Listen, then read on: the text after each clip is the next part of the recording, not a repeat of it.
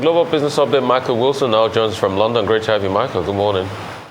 Morning. As you'd expect, not a great deal happening before the big announcement from the Fed today about their proposed interest rate rise. So Asia markets actually trading lower, a bit of a negative lead from Wall Street last night as well. The Nikkei down about 1.25, Topix down about 1.18, Hong Kong's Hang Seng down, and the Shanghai Composite down about 0.5%, and South Korea's Kospi down about almost 1%. So everything really just waiting for that interest rate rise. No question it's going to happen. Question is how much. The Chinese electrical vehicle maker XPeng is launching a rival to Tesla's semi-autonomous driving system. It's called City NGP. And it allows its cars to semi-autonomously navigate urban environments. I have to say, over to you with that one. I'd much rather be driving myself, but we'll see. City NGP is part of XPeng's XPilot 3.5, 3.5, the latest version of its driver assistance program, and it's XPeng's answer to Tesla's full self-driving beta, which the company is currently testing with customers in the United States. Here's an interesting one. We've been talking quite regularly about the supposed weaknesses in China's economy. The Asian Development Bank is saying that for the first time in 30 years, Asia's developing economies are going to grow faster than China, growing by about 5.3% in 2022, China growing by 3.3%. Of course, the difference is that these developing countries are coming from lower bases and things may very much change. And of course, they aren't as developed as China is. But then again, China is also losing its investor attractiveness as an investment destination. Companies there, which are international, are being told to reduce, localize, and silo. In other words, to cut themselves off in lots of ways from what's actually going on in the economy. And they feel as though zero COVID is a real burden for it. Right, let us turn our attention to the United States. And as far as the Fed's concerned, most investors are saying, all right, we know what's going to happen, get on with it. And even if it means higher interest rates in the future, which it probably will, they're also looking ahead at that.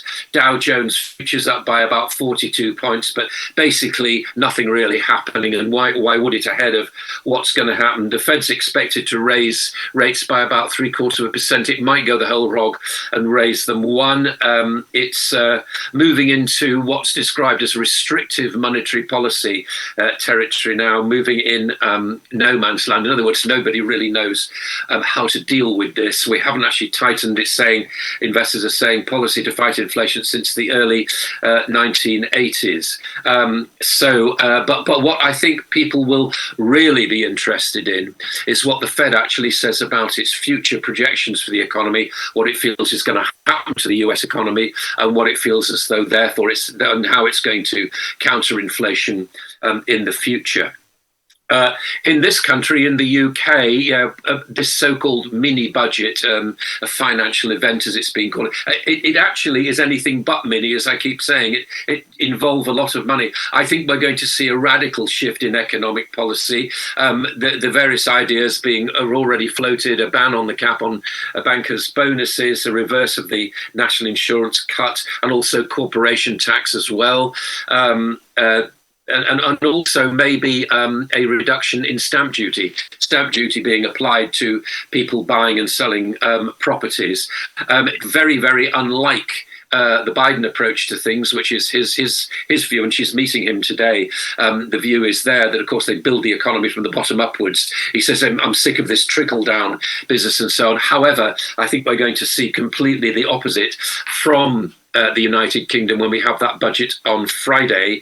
The big mystery basically is how business is going to be helped. And as I keep saying, I'm hoping civil servants are working very hard on this. It looks like there won't be much detail about this before November, but I think it will be backdated. But there's got to be some kind of indication, because businesses cannot continue to act in the dark. There may be a cap on wholesale energy costs, and business businesses, with an average cost of say £400,000 could see a quarter of that reduction as it happened. And oil prices, finally, oil prices are simply lower as traders await all these things which are going to happen at the moment. And the fact is that things are slowing and the demand for oil is weakening very, very slightly. And I think that'll be across the board as far as commodities are concerned. But I would repeat what I said yesterday. It might be a good idea to keep an eye on copper,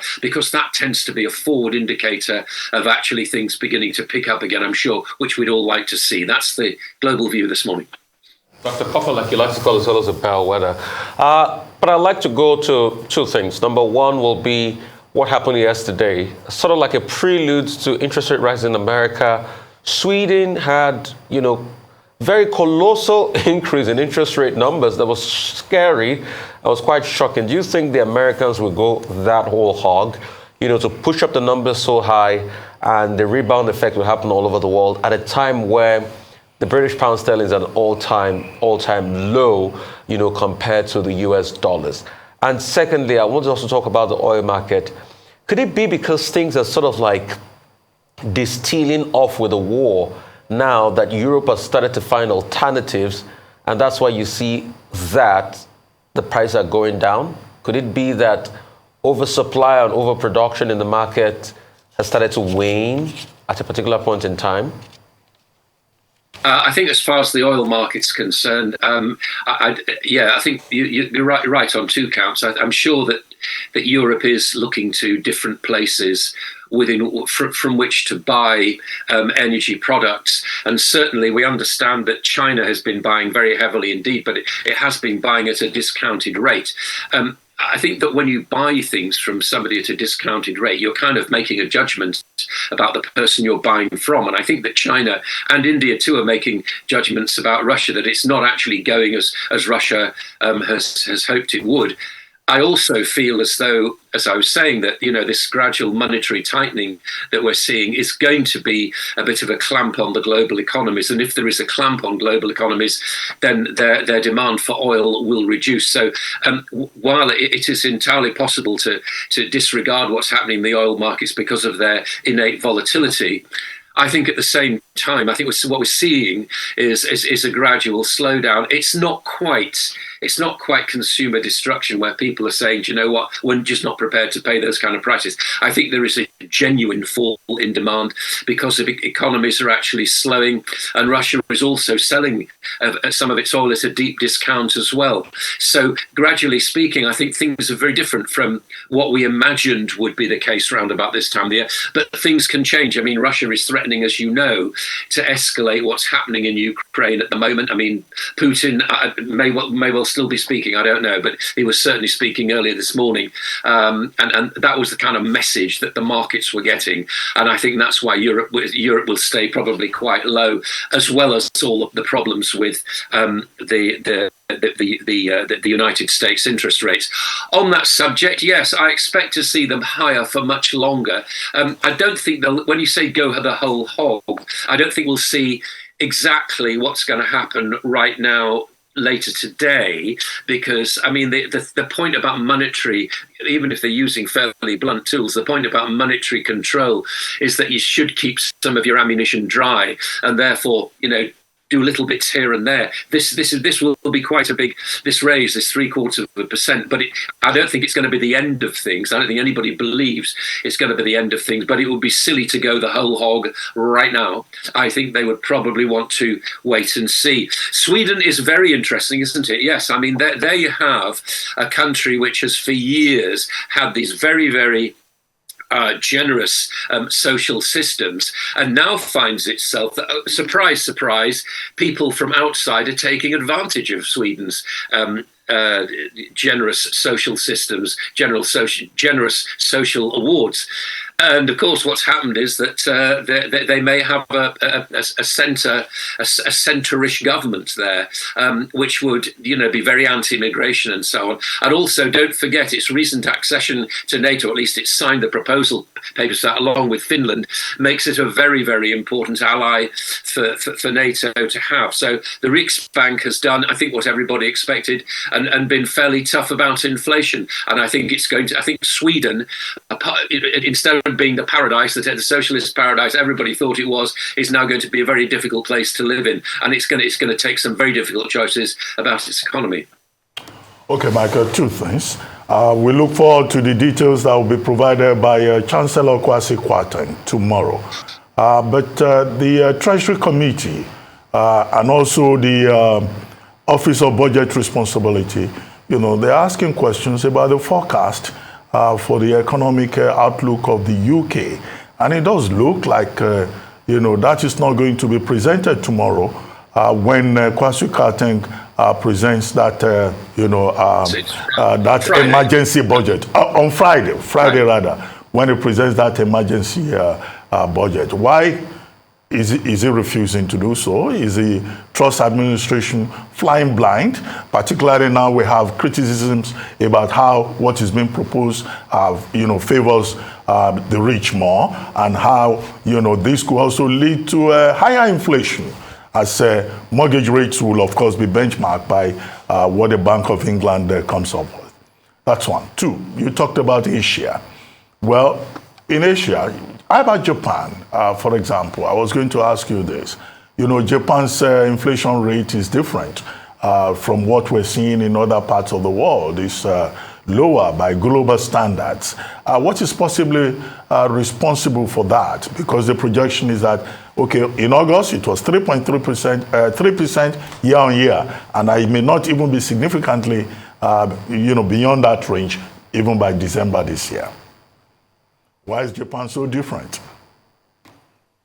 Well, Japan is an economy which imports a lot, and therefore any increase in imports and weakness in the yen affects their inflation rate, which of course it's doing right now. As I was saying yesterday, the yen is very, very weak indeed. However, I'm not altogether sure that I buy the distress coming from the Bank of Japan, or indeed the government there. If you look at Japan, for example, over the past 10 to 15 years, the one thing it's been suffering from has been deflation, not inflation. And a certain amount of inflation shows that the world's third largest economy, which it still is actually wakening up again. Now, where it actually goes and how high that inflation goes depends on the level of the yen. But it is remember, it's an island, and remember it has very few natural resources, or two islands rather, and it has very few natural resources. Thus, imports are very, very expensive indeed. I think it's worth watching, but it's that the inflation rate appears to us to be relatively low because it's coming from a very low base, which was a cause of deflation for quite some time, a generation almost of deflation. As far as taxes and what's going to happen in this country are concerned, I think that a number of kites are being flown really about what's going to happen when Kwasi Kwarteng delivers his mini budget, as it's been called, a financial event, whatever they're going to call it, on Friday. Liz Truss has already said she's very relaxed about allowing the rich and the poor, but allowing the rich to benefit from tax breaks, because she believes in the fact, and I mean this is something which, as I was saying, Biden does not believe in. Here's the dichotomy between the two of them. She thinks that making a country more attractive is actually fine, and it's got to be said that in the early days of the Blair Labour government, the Department of Industry was saying, Peter Mandelson was saying, very relaxed about people making a lot of money. And I think that, that this moving away from the distributive idea into making sure that people actually look at the UK and think, do you know what? We like the fact it's got a legal system. We like the fact that it's got regulation. Yeah, we're a bit worried about the economy, but let's give it a few months to see if it actually works out. It could work. I mean, it could well work. It might not. I know that the Office for Budget Responsibility has its doubts about it, but that's what it's paid to do. It's paid to pour cold water over these kind of hopes, and it really will be very difficult. Remember, these are all civil servants. They have no skin in the game whatsoever. All they do is they're interested in their forecasts. If those forecasts are proved wrong, then I hope that they apologise for it. But we just do not know. We're in very, very uncharted waters at the moment. But clearly, it's a complete reset of the economy, a complete reset of what the economy ought to be, and a complete reset of what people actually think the UK is. It may succeed, it may fail. Okay, thank you very much, Michael Olsen. We'll see.